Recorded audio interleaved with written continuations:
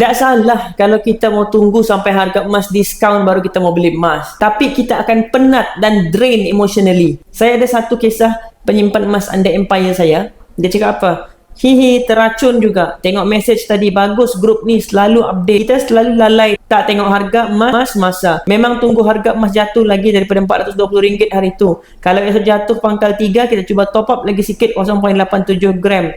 Nak banyak-banyak tak dapat, nak buat akaun jadi 8.888 gram.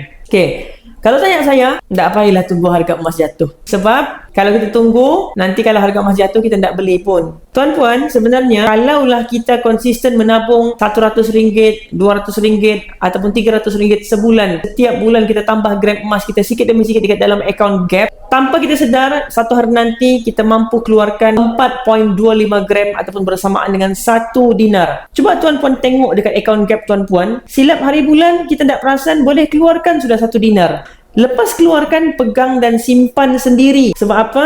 Emas terbaik adalah emas yang berada dalam genggaman kita. Bila kita pegang emas, kita akan ada perasaan memiliki lebih banyak emas. Dan tahu ataupun tidak, 1 dinar ni, item dia yang ni kecil ni. Ini hanyalah kad. Jadi kalau tuan-puan mau keluarkan ni pun boleh. Cuma masalah dia, kalau kita keluarkan takut mudah tercicir. Sebab item ni kecil. Tapi nilai dia hari ni sudah sekitar 2,000 lebih. Dulu masa tahun 2018 baru harga 700 lebih. Jadi ingat, bukan emas yang menjadikan kita kaya, tapi ilmu. So anda follow saya untuk lebih banyak lagi ilmu, mindset tentang emas dan kewangan, dan juga kisah-kisah kejayaan daripada penyimpan emas under empire saya. Kalau anda belum bermula, tekan link kat bio Malaysia Baik Biru, nanti saya guide. Ingat, jangan fokus pada harga, tapi fokus pada pertambahan gram. Follow for more tips.